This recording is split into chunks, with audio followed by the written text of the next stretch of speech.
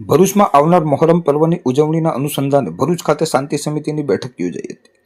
ભરૂચ જિલ્લા પોલીસ હેડક્વાર્ટર્સમાં આવેલ તાલીમ કેન્દ્ર ખાતે આજરોજ મોહરમ તાજિયાના પર્વને અનુલક્ષીને શાંતિ સમિતિની બેઠક યોજાઈ હતી। આ બેઠકમાં ભરૂચ ડીવાયએસપી સી.કે. પટેલની અધ્યક્ષતામાં વિવિધ સમુદાયના અગ્રણીઓ, વિશેષરૂપે મુસ્લિમ અને હિન્દુ સમાજના પ્રતિનિધિઓ ઉપસ્થિત રહ્યા હતા। આ બેઠકનો મુખ્ય હેતુ મોહરમ પર્વ દરમિયાન શહેરમાં શાંતિ અને સહઅસ્તિત્વ અને કાયદો વ્યવસ્થાની પરિસ્થિતિ જળવાઈ રહે તે સુનિશ્ચિત કરવાનો હતો। બેઠક દરમિયાન તાજિયાના જુલુસના માર્ગો, સમયપત્રક, વ્યવસ્થાપન અને ટ્રાફિક નિયંત્રણ અંગે ચર્ચા કરવામાં આવી હતી। ભરૂચ ડીવાયએસપી સી.કે. પટેલે જણાવ્યું હતું કે ભરૂચ શહેર અને શાંતિ અને સહઅસ્તિત્વનું પ્રતીક છે। મોહરમ દરમિયાન પણ બંને સમુદાયના લોકો ભાઈચારાપૂર્વક પર્વ ઉજવે તે માટે પોલીસ વિભાગ સજ્જ છે।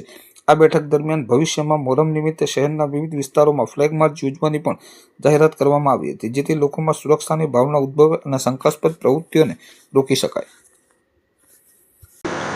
આગામી 5 અને 6 તારીખ દરમિયાન મુસ્લિમ બિરાદરોનો મોહરમનો પ્રસંગ આવી રહ્યો છે।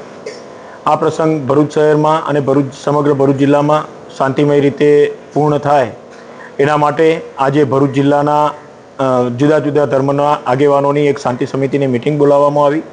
મિટિંગ દરમિયાન આગેવાનોએ આ પ્રસંગ શાંતિ રીતે પૂર્ણ થાય એના માટે તમામે સહકાર આપવા માટે અમોને ખાતરી આપી અને આ પ્રસંગમાં શાંતિપૂર્ણ રીતે પૂર્ણ થાય એના માટે ભરૂચ જિલ્લા પોલીસ વડા દ્વારા પણ પૂરતો પોલીસ બંદોબસ્ત રાખવામાં આવનાર છે અને આવનારા સમયમાં પોલીસ દ્વારા એરિયા ડોમિનેશન અને ફ્લેગ માર્ચ પણ કરાવવામાં આવનાર છે।